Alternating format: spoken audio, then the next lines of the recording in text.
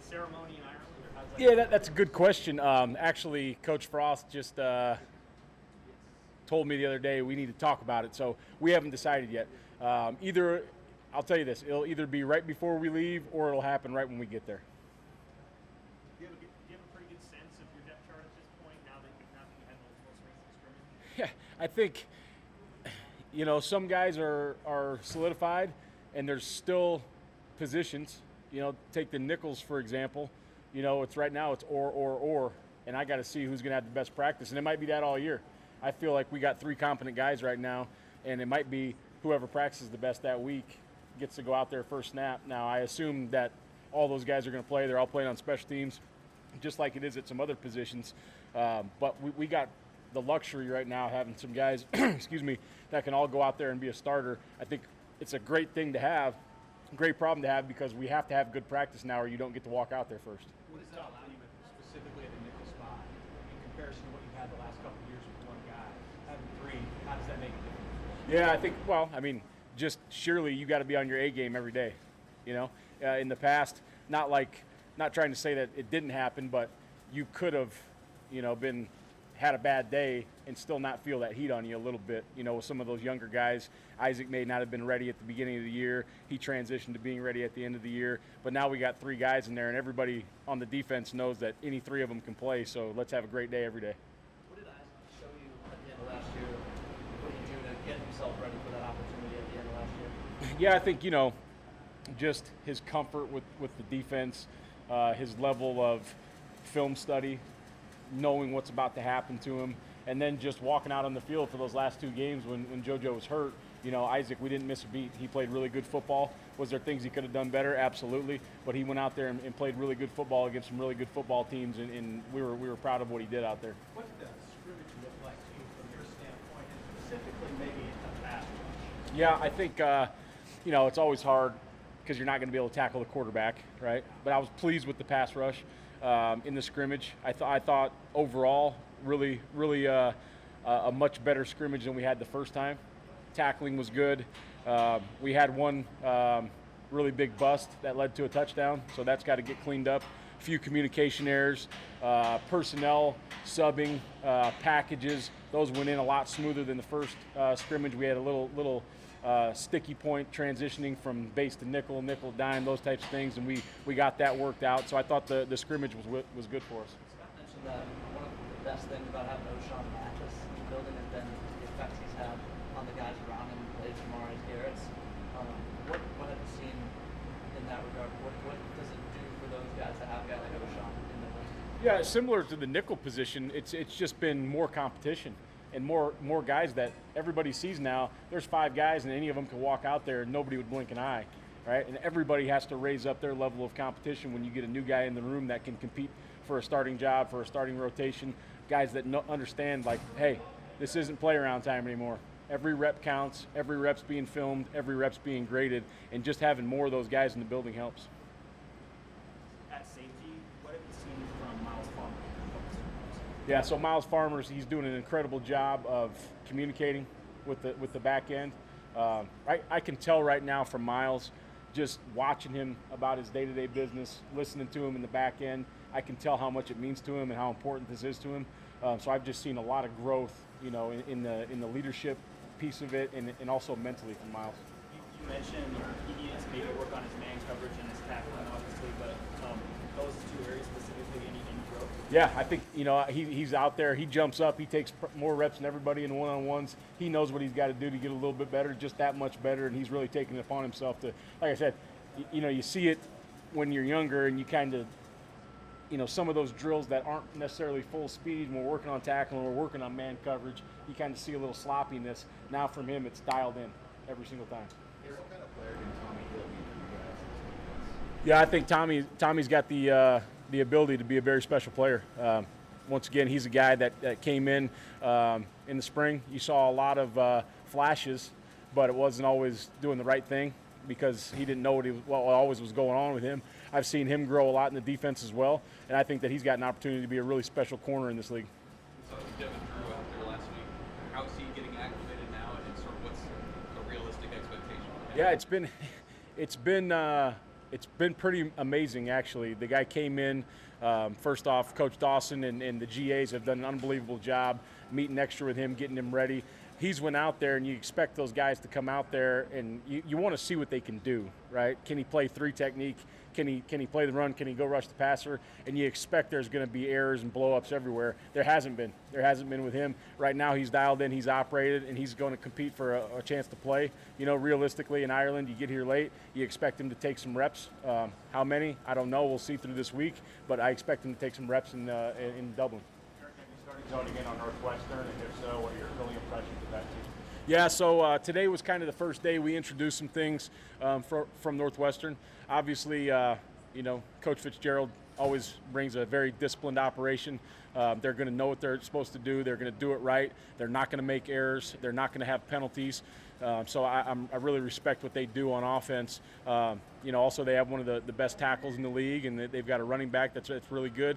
So I expect them to come out and try to run the ball and be physical. And their quarterback's now got a lot of experience in this league too. So I think that he's going to be able to deliver the ball where it needs to go. But I got a lot of respect for their team.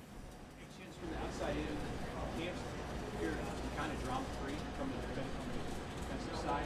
Has it felt that way? Gosh, I don't know if I've ever thought about that, but there hasn't been a ton of drama. There hasn't been a lot of things for me to manage. There hasn't been a lot of issues come up, and like I told you guys before, I like our team right now a lot, and just not even from the players, the ability that way. I just like our team, the way guys work, the way guys compete, the way they understand this is a business. I just like where their heads at, and I think that you know, we got a really good football team that plays together.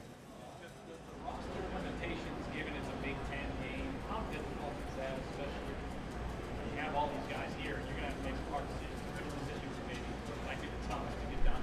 Well, I mean, the good thing is we get to bring them all over, right? So, you know, it's not like you got to go over with 74 and then hope it works out. You're going to get over there with your 110 or however many they allow us to bring. And so if somebody gets hurt or somebody, you know, blows up, we have the opportunity to switch them out. But that'll be a hard decision.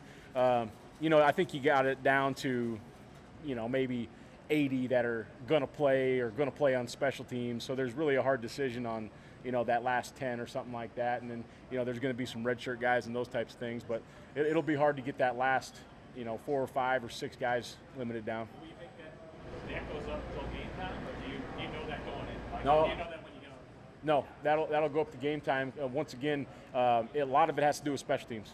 You know, if somebody is needed on special teams and we got to bring them up, maybe that, you know, that third corner, just an example, I don't even, you know, maybe that, you know, the third corner, the fourth corner, maybe he's there right now, but it's a close battle and he's not on teams and we need to bring another guy up to play teams, he's going to have to be that fourth corner, you know what I mean, or linebacker or nickel or however it works out.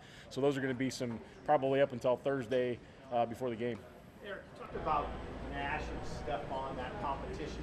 How's that looked in the last few days? Yeah, I think, you know, both of those guys, once again, they have earned the right to be on the field in Dublin. Who's going to walk out there first? Who's going to play more snaps? I don't know. You know, and both of them have a really good skill set, a little bit different skill set. You know, Nash plays with a ton of power.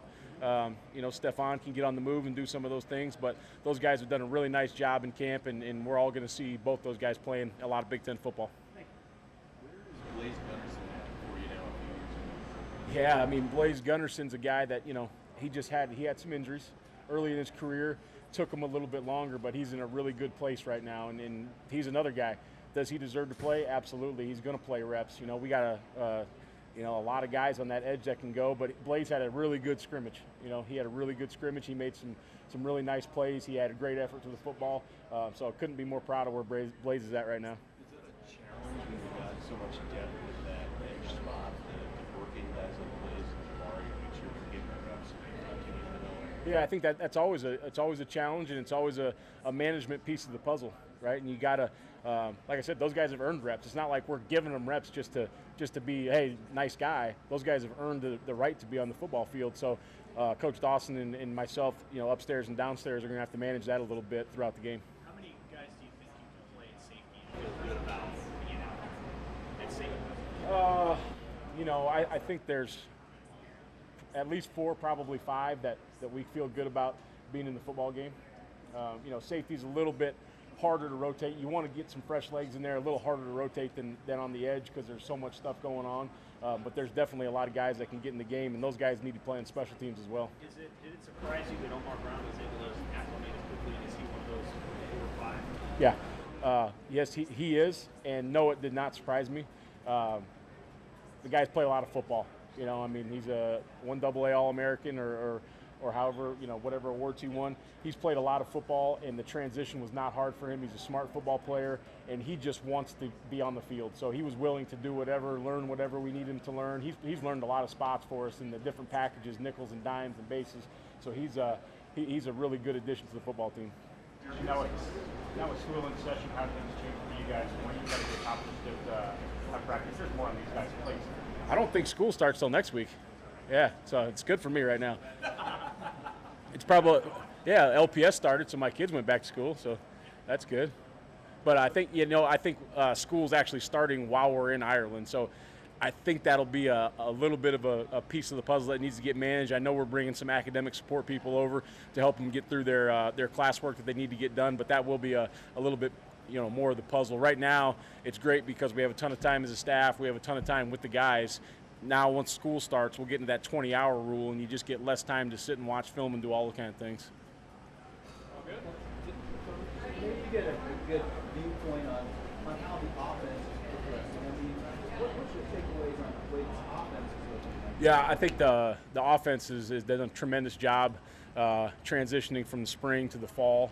I know in springtime they wanted to get the new offense put in, and there was a lot of stuff getting thrown at those guys, and now it's the second time through for them, and they've done a really good job. They've given us some really tough looks, both in the pass game and the run game, formationally, motion stuff. So it's been great for us because we've got to look at a lot of different things. There shouldn't be anything that anybody throws out there where we're like, oh man, we don't know how to fit that, or we don't know how to line up to that formation, because our offense has done a great job with giving it to us. And they got a ton of playmakers over there too, so I'm excited to watch those guys get the ball in their hands and run around when it's not us trying to tackle them, somebody else. Yeah, I think first off, those running backs are doing a really good job, and it's hard for me to even know who's in the game because they're all hitting it so hard and they're making good runs. Trey Palmer's done an excellent job making plays. Travis Vokalek's a matchup nightmare. They just got a lot of weapons all over the field. What about you? You got any questions? What's your name? What? Kale, you got any questions? No? All right. All right.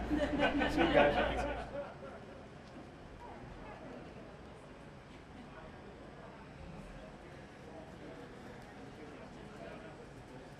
One more player we have coming is Isaac Gifford, so we'll probably put him there.